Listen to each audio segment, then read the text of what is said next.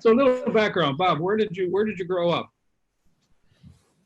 In the wild southwest of Pennsylvania.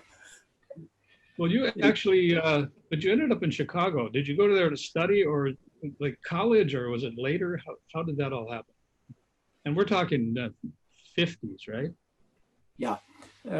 I was in high school there, and we had a very fine band director, Joseph Snyder, who was close to the Pittsburgh Symphony Orchestra. And Joe Snyder introduced me to my first teacher, Harold McDonald, who was a student, one of the early students of Arnold Jacobs.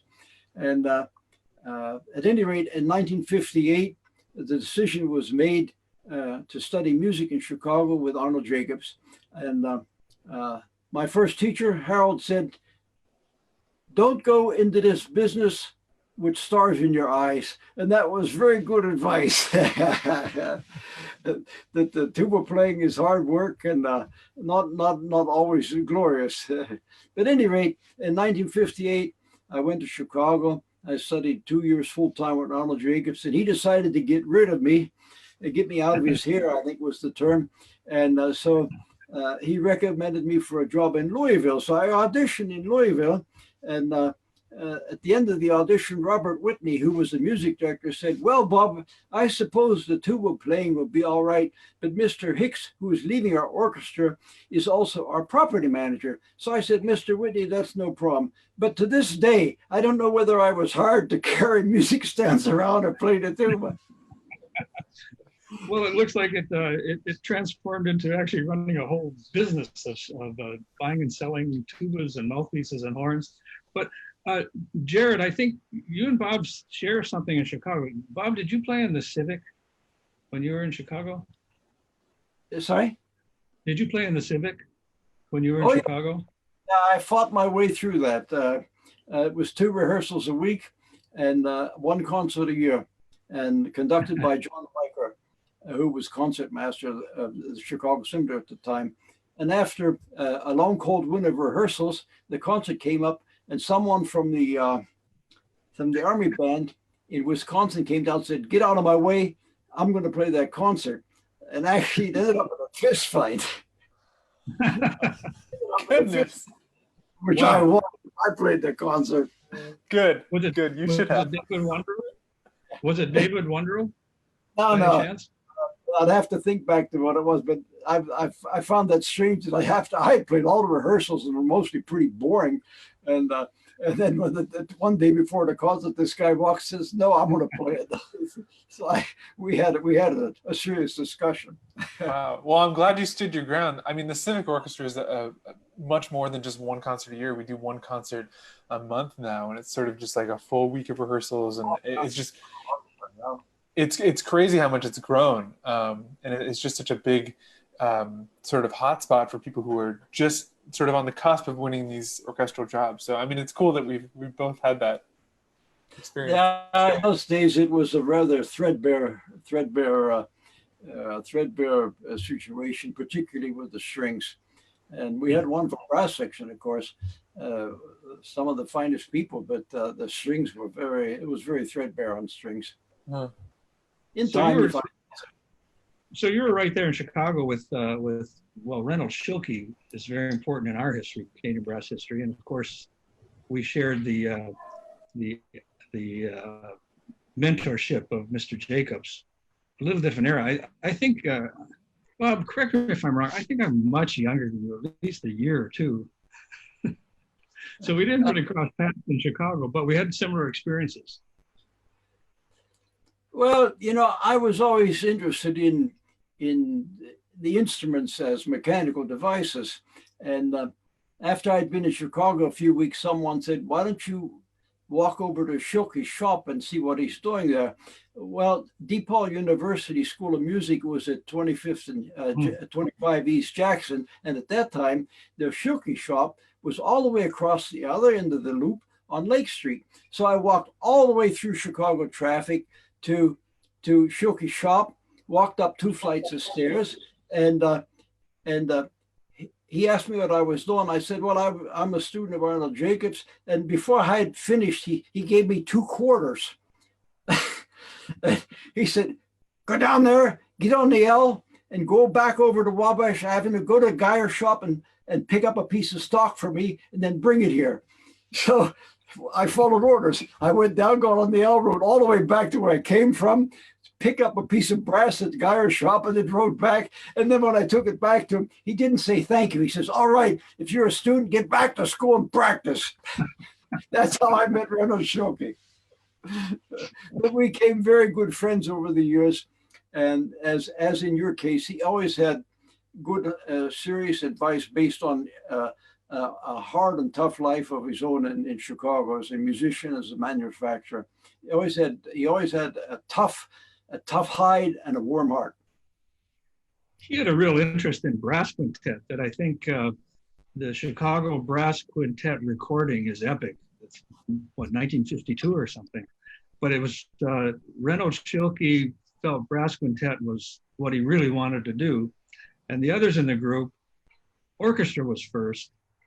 There was really no second. Quintet was third, and I think it was very frustrating for Reynolds. He was a pioneer with brass quintet. We had a student ensemble at the time, a student quintet, and he supervised that.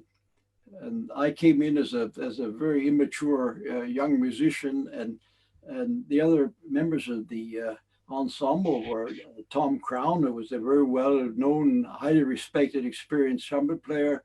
Also, Johnny Sianovich, a very, very fine Chicago trumpet player, and Paul Undercheck, who was a horn, and Frank Cole, very fine. So here were four young professionals and me as a student, and Ren looked after that for us. That was very good. We didn't play much often, but we did rehearse at Roosevelt, and Ren was there, and we did play occasionally.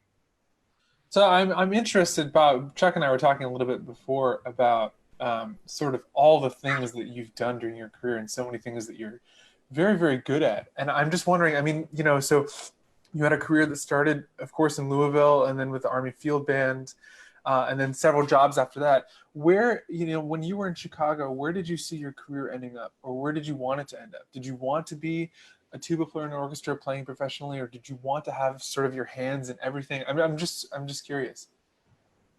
Well, my early introduction to symphonic music was in our high school band, and then later as a member of the the Pittsburgh Youth Symphony Orchestra. We could attend Pittsburgh Symphony Orchestra concerts, and so I had a great love of symphonic music, mostly by exposure, hearing Mahler and Tchaikovsky and Mussorgsky, and they even played opera. I remember Lohengrin, Rigoletto, one thing and another, and it was my desire to become an orchestral tuba player, and that took me to Chicago and then to Louisville, and in Louisville to Vienna in 1962, and 4 years there. And I was in Vienna, believe me, I was an orchestral tuba player day and night, 7 days a week for 4 years. And then I returned to the United States, was in the Army Field Band for 3 years, and wanted to go back. My mother took ill, so I stayed in the United States for 1 year, played in Buffalo's Philharmonic. And then I went back to Vienna in 1971, and shortly thereafter became a member of the orchestra in Kassel, and then a year later, 1972, at the Great Bavarian State Opera, and 33 years there, and wonderful. At that time, the Bavarian State Opera had 83 operas and 22 ballets in their repertoire. And of those 83 operas, in any given season, at least 60 of those operas would be performed, 60 different operas, everything, Strauss, Wagner, all the classic Italian literature, modern literature, Janacek, everything, Mussorgsky, Tchaikovsky, Shostakovich. We have a very great opera company here in Munich. So I had 33 years of listening to some of the world's finest singers and fine conductors, and it was hard work. Hard work. Preparation is 9/10 of any kind of job. But one night I went down to meet you at the Opera House, and I was waiting for you to finish. Of course, operas always take too long or very long. So I went out front and I was looking at the billboard and was looking down the list of operas, and I thought, wow, this is a great season. What a year. And then I looked and I saw it was like 1 week. 1 week. You know, we're so used to here, if you go to Toronto, go over to the Opera House, you see a whole season. It hardly takes a whole banner. And there, I guess you had 2 full-time orchestras, really, so to cover all of those. Like you were one of 2 tuba players, is that correct? We were always, yeah, the orchestra was very well staffed at over 140 musicians. And so we had 6 6 trumpets, 6 trombones, 10 horns, 6 clarinets, 6 flutes, 6 bassoons, 6 oboes, and as the case may be, 2 tuba players. Excellent. And 1 tuba player's contract is for bass tuba and cimbasso, and the other is for bass tuba and contrabass tuba. So we both had a paid double. Very important. Wow. Nice. Yeah. Well, that sounds quite different than North America. I'm sure you sensed that when you went over. Tell us about Vienna. That must have been fascinating because that was not that long. So if you were there in the early 70s? 1970. Right? Yeah, 1972, right. Yeah. I had to play Siegfried for my audition, but I was good on low notes and a long breath. And, nice. That nailed the contract. So was that a similar kind of experience where it was an orchestra, a doubled orchestra of musicians, or how did that work? Sorry? In Vienna. Did you play with the Vienna Philharmonic at all? For 4 years. Well, that was the Philharmonic. The concert for the famous New Year's concert. You did all of that? Not that I never played a New Year's concert because they said that my musical competency was not adequate to play downbeats for the upbeats, so for the afterbeat. And the reason, of course, was this that the income of the orchestra, whether recordings or in that case a television broadcast, was always divided on the basis of 2/3 and 1/3. That is, the person who actually played on, for example, a television broadcast received 2/3 of the salary, and the person who didn't play received 1/3. So I got to play all the hard recordings, and the glory job went to someone else. But there was no problem. The New Year's concerts became a financial backbone of the Vienna Philharmonic. At that time, when I was there, it was just something they were doing, but they marketed that and developed into a worldwide annual performance. I think millions of people watch that, listen to that. And right. Particularly the intermission shows they have about life and culture in Austria. It's a great institution. The New Year's concert is a great institution. Great institution. Well, that particular concert hall, the Musikverein, is it as magnificent as it seems? Our experience was we played in the Konzerthaus, which was the concert house. We played the small hall, which I think is 1,200 seats. And we said, well, next we'd like to play the Musikverein. It's so famous. So our manager checked it out and thought he could sell enough tickets to fill the Konzerthaus, which is bigger. It's more like 2,000 seats. So we never played the Musikverein, and that's always been on our hit. Of all the concert halls in the world, we've played just about every one. The Musikverein is one we have not. What's that? Yeah, but you don't have. You don't have to play at the Musikverein. So it is said that at the Musikverein, so the acoustics are so good that even an amateur orchestra sounds good there. But you sound good everywhere. You don't have to play. You don't have to play at the Musikverein so to sound even better. Bob, I wanted to ask you I mean, there's not a lot of tuba players who have your experience both with European orchestras and also with American orchestras. And I mean, you've played with Buffalo, Louisville, Army Field Band, and also all these amazing groups in Europe. I'm wondering if you could talk sort of about the culture differences between playing in these two countries and also your experience just playing in both countries. Well, traditional culture here, I'm speaking in terms of Germany and Austria. It's a very significant part of life here. And I think comparing it, for example, to North America, United States in particular, that here would be a scale of 100, 0 to 100, culture in Germany would be at least 75 or 80. and in the United States it might be 20 to 30. New York would be more, and another place would be less. But traditional cultures is I have a story about that. In 1998, Zubin Mehta became general music director at the Bavarian State Opera, and prior to that time, Hans Meyer, who was the Minister of Culture in Bavaria, went to Florence to arrange the contract with Mehta, and they met with the Tuscan Minister of Culture.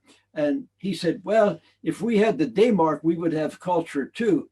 And Hans Meyer said, well, we have the D-Mark because of our culture. You see, the culture is part of the German. It's very, very part of part. You have 144. You have 100. Sorry about that. 112, 113 full-time professional orchestras in this country with 85 million people. And in Munich, we have 6 full-time professional orchestras and 2 opera houses. Radio sponsors 2 wonderful orchestras, the Munich Philharmonic, the Bavarian State Opera, Munich Symphony Orchestra. And so we're in good stead here. And education here is also very strong on music and arts. And it was very simple. There was once an opening at the Suisse-Romand, and I had mentioned that to my teacher, and he said, why do you want to go to a French orchestra? If you want to play the tuba, go to Germany. So that's what I did. The repertoire is here. Well, you're absolutely right. We don't have that kind of backing here. In fact, we have to resort to crass commercial. We're sponsored by the Jimmy's Coffee here in Toronto. I just want to, little product placement, take a minute out. It's just the sort of, just kind of help we need. And it is completely different here. We've been lucky to have the Canada Council was very, very helpful, particularly in the early years. I think it started maybe in the late 60s, but in the 70s and 80s, it was a very strong influence for culture along with the Canadian Broadcasting Corporation. But I think we've seen both of those organizations under a lot of pressure, and it's no longer. Someone like Jarrett, who's just coming into this business, does not have the advantage that maybe you and I had, Bob, where we had these kind of like radio system. I know the German radio system is amazing as well for culture. Canadian was great. Public broadcasting in the States they kind of maintained, oddly enough, it wasn't as strong as the CBC, and now it's stronger. So that's the way it goes. But I think Jarrett, now the young guys are facing a different reality when they're coming into this profession. What do you think, Jarrett? Yeah, I mean, just sort of. I didn't mean you depressed. You look a little depressed. I didn't mean to bring you down. Yeah, I need to leave now. I'm pretty sad, honestly. But honestly, no, it just seems like maybe there's more people who are vying for these jobs and also just fewer opportunities. But it doesn't seem like it's the case in Europe. I mean, it just seems like, so for example, I took a couple auditions in Europe a few years ago. And one kind of funny story, actually, Mr. Tucci, you might, know of obviously the Munich Philharmonic. I auditioned for them a couple years ago, and I wasn't playing a B-flat tuba just because I didn't have access to one. But I got through the preliminary round, got to the semifinal round. And from the other side of the screen, of course, I started to play, I forget what it was, maybe it was Meister Singer or something. And they cut me off sort of halfway through, and they were like, they said something in German, and my German is okay. I mean, it's not amazing, but they said essentially something to the effect of, can the candidate please play B-flat tuba instead of C tuba? And of course I was like, I don't have one. And the proctor was like, obviously relayed that message. And then the committee said, thank you very much. So. Well, in Rome, do as the Romans do. Of course. I didn't play many auditions over here, but I always played on the F tuba and the B-flat tuba. Yeah. And I made my money playing the Z tuba. Of course. We have this tuba euphonium ITEC, which is supposed to be worldwide, but Germany has its own Deutsches Tubaforum, the German tuba group. And I guess they're retaining that. Sorry? And I was just going to ask you, is that an attempt to maintain a different, a different attitude towards the tuba playing and so forth, that Germany has its own separate? the Tubaforum is a very fine institution. It's very progressive. It gets well over 100 people together with very fine instructors at least once a year. It's dynamic. They've had very fine artists. I can speak for it. Wolfgang Krummer, who is now responsible for most of the operation, works very hard. It's all volunteer work, works very hard. They publish once a year a magazine, and they publish every year a book of etudes, a book of solos, and a book of quartets, all together in one book. It's a fine organization, and sponsored primarily by BNS Melton, by Buffet, but also by others. Sponsored. We're also a partial sponsor of the German Tubaforum, and but the German Tubaforum is late but good. In the old crowd around here tend to be very conservative about American influence, and there was a good reason for that. The founder of the German Tubaforum is named Clemens Prepper. And Clemens did not like Americans. Clemens auditioned 12 times for various jobs that came open. And each time an American tuba player got the job. And that just did not go down well with him. But he did start the organization, and he had a nickname called Mr. Proper. Mr. Proper. And Mr. Proper is a liquid detergent that you could buy anywhere around it, but they used to call him Mr. Proper. And the younger people in the group, they developed his intellect through the Peters principle. They made him an honorary, non-functioning, honorary retired president founder. Right. We were not on the most communicative terms, Clemens and I. But at any rate, the Tubaforum is a very fine organization, very productive. And we have many brass festivals here, of course. What has been in recent years are what I call crossover festivals, where you have 6, 8, or 10,000 people listening to wind music, accompanied by beer and bratwurst. And you played here last year in Salzburg, I believe it was, or was it Innsbruck last year? Chuck? Oh, yes. Innsbruck. Yeah. And this has become popular. If anything, one sad thing this year, the International Tuba Competition in Martineukirchen was canceled. Mm-hmm. That'll delayed at least for 1 year, perhaps 2. And they had, I think, 57 applicants. And which is a shame. It's, by the way, the first major and the longest standing international music competition for wind instruments. And tuba and horn come up every 4 years. It always alternates with other instruments, with tuba and horn every 4 years. Jarrett, you haven't won this one yet. What's going on? Sorry? Jarrett has been winning competitions all over the, well, I guess the world, but certainly in the United States. So you better mark that one down. Yeah, I got to get in on that for sure. There's one not on your resume yet. Yeah. Bob, I'm really curious. I want to talk more about the early years because you had a lot of fun. First of all, you got to know Mr. Jacobs, better than most of us because you were there all the time. I understand that he would let you actually play that famous York tuba that he's so associated with, the 6-quarter. And he actually let you take that out of the building, right? You got to borrow that horn.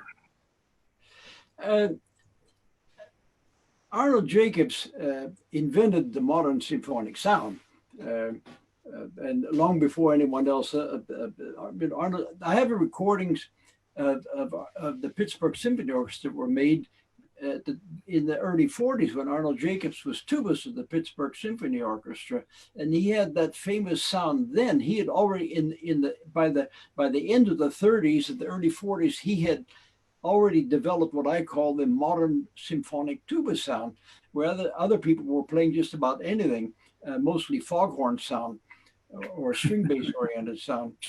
And his sound it was his superb musicianship, but also his sound.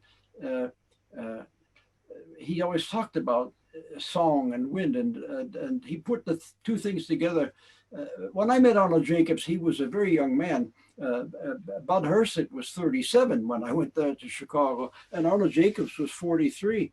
And these were relatively young people, full of energy, and the most progressive brass players in the world at that time. Now, through the benefits of their teachers, of their teaching, which is spread worldwide, there are wonderful brass players everywhere. There were always great brass players, but a lot had to struggle to play. And teaching at the Chicago School eliminated the struggle and made it possible for thousands of people to become very fine brass players. And Arnold Jacobs. There was a moment, though. I understand that Mr. Jacobs was having some problem with his instrument, that it was muffled. He felt like it wasn't responding like he was used to. And no.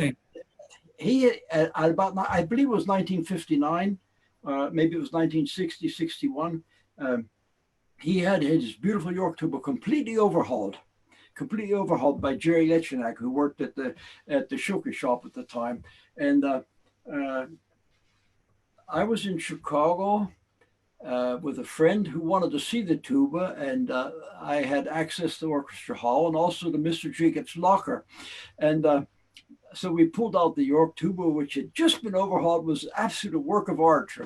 And we looked at it and put it back. And this friend of mine was interested in a mouthpiece, and something fell off a shelf. And we looked around, we couldn't find anything, so we locked up the locker and went home. Well, months later, for one reason or another, I think I'd come up from Louisville, and Arnold Jacob said, "Well, Bob, I started the season, and I had to blow a little harder than usual, and I thought, well, there could be something in the tuba, and I shook it, and I ran water through it, but nothing came out. And finally, I took it over to Carl Geyer, and you know what? They found a big shoe brush stuck inside my tuba."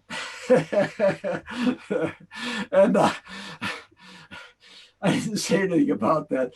But years later, in 1971, when they were in Vienna, we had a big party and everybody was very happy and very well into the evening. I said, "Well, Arnold, he says, I knew it all the time." He would forgive anything. He would forgive anything.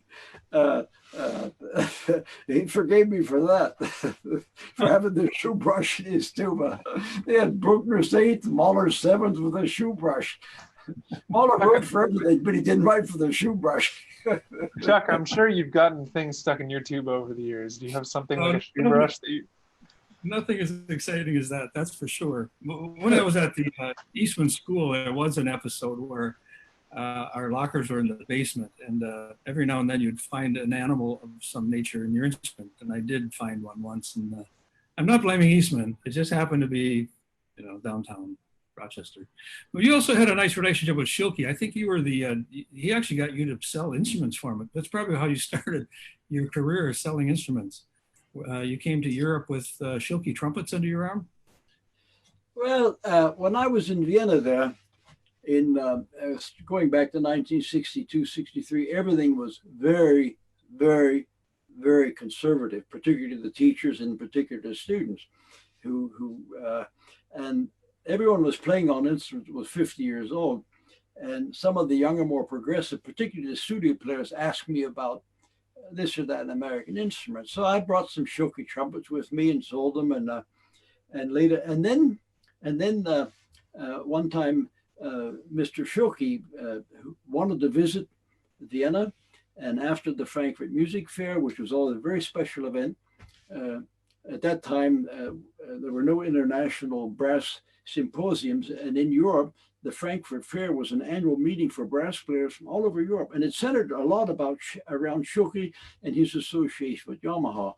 And at any rate, after the fair, Ren traveled by train to Vienna, and among other things, he wanted to see the Café Demer, the famous cafe, and we met a Viennese instrument maker, which was another story.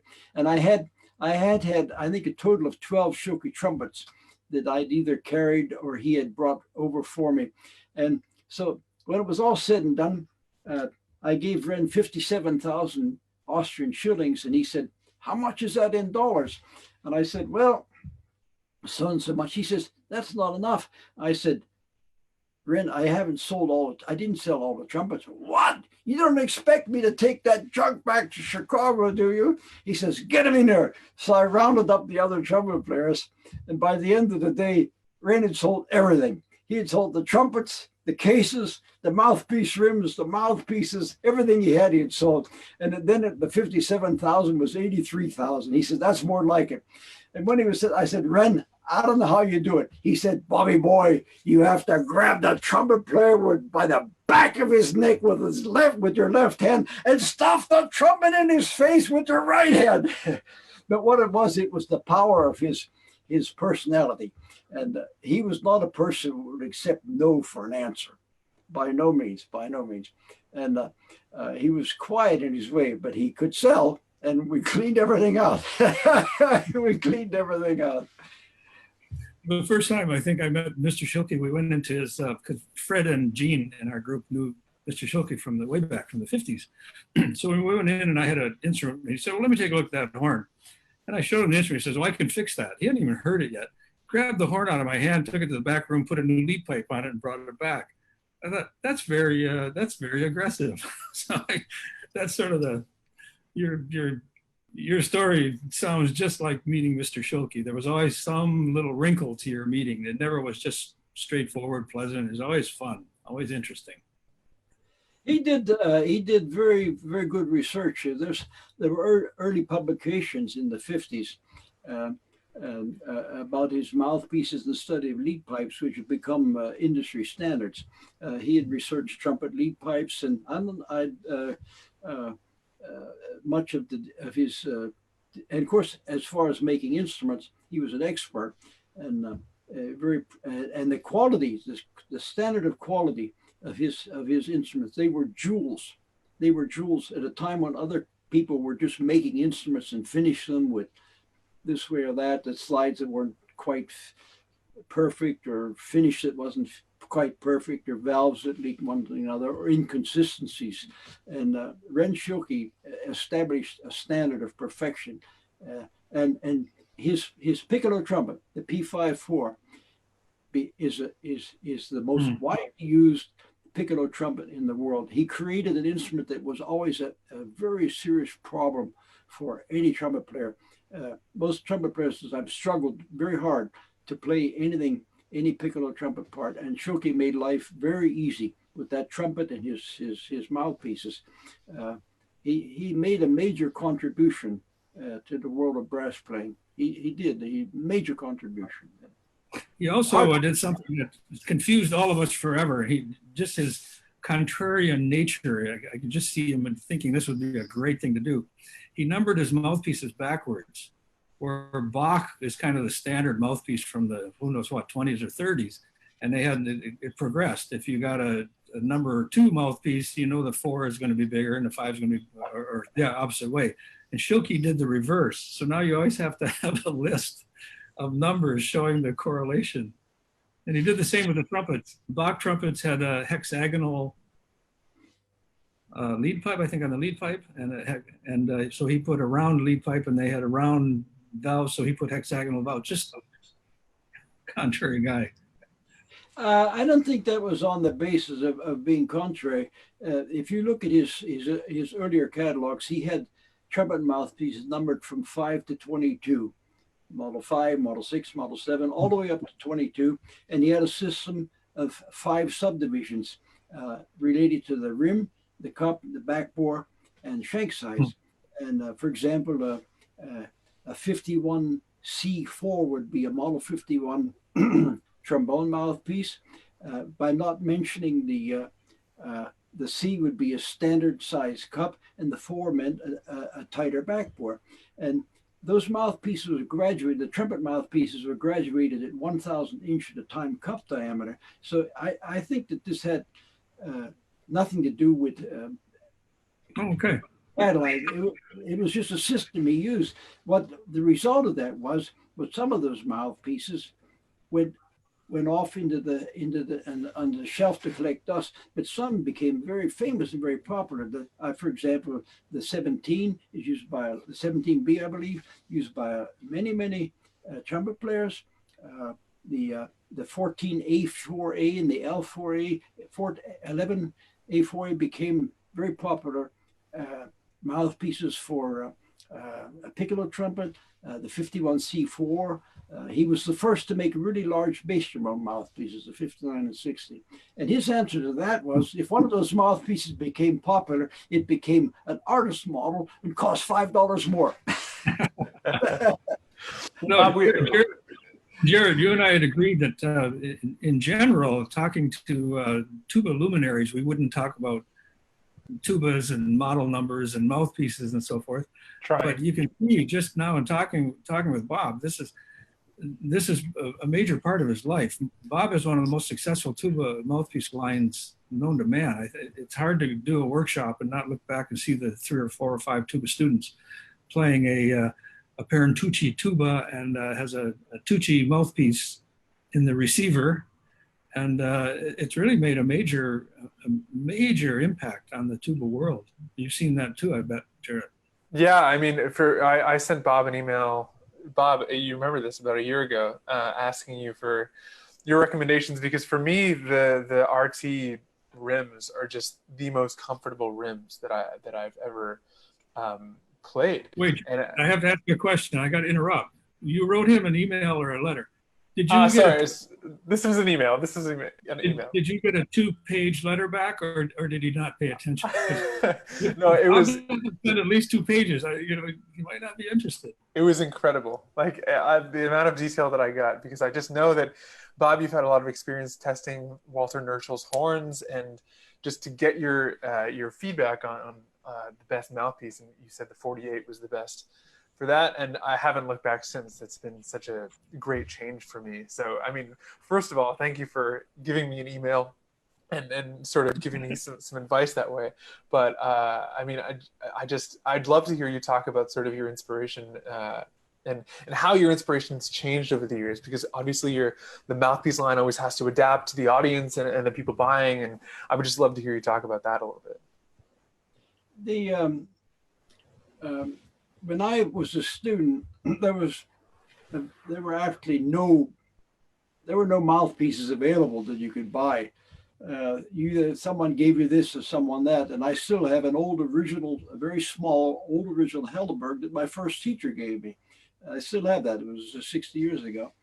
And at any rate, in 1971, we began working with Rudolf Meindl, and I began working with Bruno Tilz for mouthpieces, mostly to satisfy this problem. For example, there was no acceptably large F-tuba mouthpiece. So I collected some old mouthpieces and studied the designs, and we made 5 different prototype mouthpieces with various variations. That became the 64. It was called the M9, later the 64, and now the PT, and in the United States, the RT64.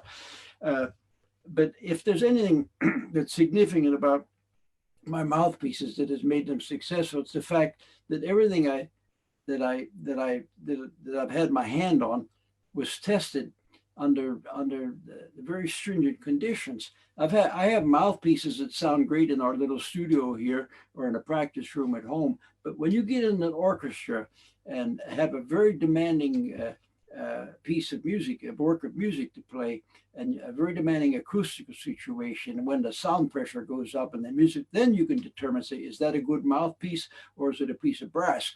And that's the one thing, is that everything that we've manufactured has been tested in different halls, different orchestras, with different ensembles, with different combinations of instruments, different styles of playing. It's proven, practice proven. The other is that I spend a lot of time in front of a machine, and the mouthpieces come out, and we have a very, very fine collection of master models, mouthpieces that was collected for decades, the best that we ever made. The player always changes, but two things don't change. A master model made 10 years ago doesn't change, and also the computer program that required to produce that mouthpiece was not changed. So you can take the human being changes all the time. You grow older, your hearing changes, your lung capacity reduces, but some things are very stable. So when we produce something, I have instruments, I have a strobe tuner, and I have what we produce, which was good. And I sit there and I play and test, then we measure. And if a mouthpiece coming out of the machine does not meet our standard, we adjust the machine and until we have a good product. So the idea is to make a mouthpiece that's not too expensive, but of very high quality and consistent. You look at many mouthpieces, and they have the. I know some people say buy a brand B. You have to buy 12 brand B 1.5 C's to find one that's really good. We had that problem also when we were using old hand-operated machines. But the bottom line of the mouthpiece is that I go simply on the basis of what we sell the most. We have very good records of the number of mouthpieces we've produced and sold, and this is now for 30 years since my own shop, and that's the proof. If a mouthpiece like the 50, the 88, the 48, the 64, the 65, these mouthpieces sell very, very well, and more recently the 50 plus, the heavy ones, the 48 plus, 50 plus, 88 plus, have become more popular. Sell stronger than it did in the past. That's the bottom line. The mouthpiece is the one that sells. If it sells, it must be good because a great number of people use it. The other thing, the best mouthpiece is the one you don't notice. If you're playing and you feel you have to make accommodations in your attack or in your breathing or in your lips and your embouchure to get the right sound, it's not the right mouthpiece. A good mouthpiece you should not notice. It's just something between your mind and what comes out the horn. So yeah. Go ahead. No, I was just going to say there's a sort of an interesting comment in our chat that is going along with this, and I'm wondering if you could. The question is about the current state of tuba manufacturing, particularly, and I'm just wondering if you can comment on that because, of course, there's a lot of new companies. The question is about what? Sorry, the current state of tuba manufacturing.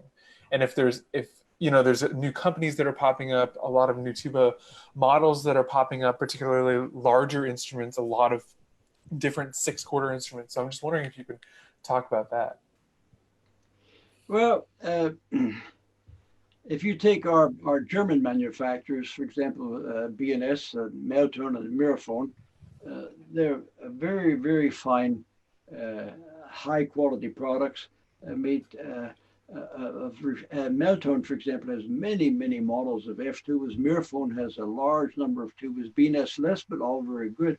Most of this has been copied by Chinese manufacturers, for better, for worse. What I don't like about those instruments is they're very heavy.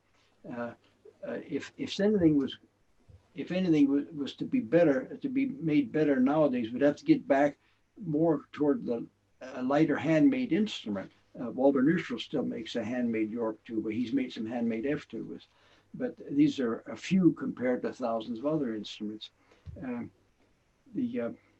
I think the tuba players have access to a lot of almost too many tubas, but it's something there for everyone. It's just the fact that the general level of quality, manufactured quality, is also good. Just everything is too heavy. It's too heavy, and the sound suffers, and in time your back will suffer too from lugging something around like that. Maybe carbon fiber might be It's like Chuck's plastic tuba. Now that's the answer. Well, I keep asking people. Everybody in the world can golf, and when you talk to a golfer and that's also a musician, you say, "Well, you're playing a tuba that looks pretty much like the picture that I saw shortly after the invention of valves, 1860. There's pictures of tubas that look just like the ones we play today." So I ask golfers, "Well, I guess you probably still play on with wood clubs, right?" Of course they don't.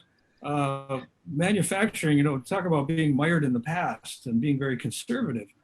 The idea of a carbon fiber tuba bell, I've been playing this now for 20 years, but it's still, people pick it up, it's very light. Oh, that's nice, that'd be easy to carry, but I don't want to be seen playing this. The conductor would probably fire me if he looked back and saw a carbon fiber bell in the back of the orchestra. It's a challenge to be contemporary and also adhere to tradition. Yeah, you can buy a plastic tuba in China for $50, But wait a minute, plastic doesn't work. We know that. That doesn't do it. That doesn't do it. That's not the answer, particularly the valves. Fiberglass sousaphones, when they made those fiberglass bells, it kind of scorched the earth because they were terrible sound production. Like making a tuba out of paper, out of cardboard. What you have is good. What you have good. Carbon fiber is good. That's a modern material, but that's a good material. And then that idea came from the speaker industry, where they would make low-cost speakers and want a large bang for the buck. They'd make the cone out of carbon fiber, and it responds really quick and so forth. Yeah, it's unfortunate. People will often say, "Well, is that fiberglass?" And that's unfortunate comparison. But yeah, one last thing, and we don't have a lot of time, but I just wanted to talk to you. Something that's really interesting we don't have in North America, and I think is changing maybe a little bit in Europe. But Canadian Brass had a real challenge even attracting a management in Germany, because there was a strict difference between A Musik, which I believe is Ernst or serious music, and Musik. And I don't know what U stands for, but it's light music. Unterhaltung. And the two are not to be on the same program. You couldn't possibly, managements would not take us on because we were neither Ernst or we were something in between. We did both. And that was a challenge getting, once we got to the audience, it seemed like we were fine, but boy, that talk about tradition in the managements was really tough back then. The Canadian Brass invented crossover. Canadian Brass invented crossover between ernste Musik and very fine entertainment. And Unterhaltung means entertainment, by the way, Unterhaltung. So what you call Musik. But Canadian Brass, I'm sure you're familiar with the ensemble, but these were the first true crossover artists between Ernste Musik and Unterhaltungsmusik. You solved the problem. And as I mentioned, these large festivals here are the most significant development in brass music during the last 5 years, where you had concerts with 400 people. You have summer meetings, summer sessions with 10,000 people. We just did one of those. It's the Woodstock. Yeah, Woodstock for brass. Yeah. And to walk out on stage with acoustic brass instruments in our hands, and there's, as you say, 10,000 people out there eating wurst and a beer in their hand, and they're expecting to be entertained. So it's a challenge, and actually, you're right. It's an exciting change, and that's not happening here yet in North America. But I think that's around the Jarrett will probably start that here. There has been. If I look at the Canadian Brass of masters, you've been a master of creativity. Every Canadian Brass production, going back to the early LPs, later the CD production, and most every production has a very high level of creativity, something new, a new style of arranging, new style of performance, and an amazing virtuosity, and the even with the 10,000 people drinking beer here, there is a tremendous creative element in what's going on, and there are many virtuoso players. There are fellows get up and play the tuba or the baritone or the trumpet. They're absolutely fabulous players due to the high level of education available to young players and training. But it's based on creativity. This remains the most important factor in music, whether you play on a kazoo or the world's most beautiful tuba. It's artistic creativity remains the most vital factor. and and also providing what people want to hear. And this crossover has become very important. It's been very important, very important to the whole brass thing. And also the developments you have. It used to be in bands, they played transcription. They either played marches or transcriptions of symphonic overtures. And now, in the last 40, 50 years, the original composition for symphonic bands, absolutely incredible. Great music being composed. Well, thank you for that. I think that's a real strong message to the young players now, is that and the technical virtuosity is unbelievable. I mean, that standard has just gone sky high. And then I've mentioned to Jarrett a couple of times, I said, I'm glad to be on this end of the career, just listening to these young players play. It's just it's put my generation on the sideline. It put my generation on the sideline. But it's still the mission, and it's still, Arnold Jacob said it's a song. You're community. You're a storyteller, and we still have that role to play. And the virtuosity will help that, make it easier. But it's still the creative. In the opera literature, there wasn't much call for virtuosity. Well, right. That's a really interesting point. I mean, I just think that, like, at some point, I'm not sure when it was, but there was a point where players just sort of started to get hung up in how fast they could play. And I'm sort of really looking forward to the point where most of the players sort of my age and maybe like adjacent generations find that story and song in their sound again. Because I'm not sure if, when I listen to older recordings, and this has been said so many times, that older recordings are the ones that you really need to listen to. But it's not to say that new recordings are bad and there's no value in listening to them, but there's something about listening to, for example, like the Leningrad symphonies, Leningrad Philharmonic playing Shostakovich symphonies, because they have an association to the time where the composer was living and writing the music. And there's just sort of that lived-in experience. Whereas now, some younger generations don't quite have that same affiliation to some of the experiences that these composers are hearkening back to. So I'm looking forward to my generation and different generations around me finding our voice that way. There's an interesting factor here, which you brought up, was that at the time Dvorak composed his most famous works, he was composing for his orchestra, for an orchestra in Prague. And Beethoven was composing for an orchestra in Vienna, and Richard Strauss was composing for orchestra, for example, in Munich or Dresden. And Elgar was composing for an English orchestra, or Ravel composing for a French orchestra. At those times, the instrumentation, the instruments were and the style of playing were unique to every city and every culture.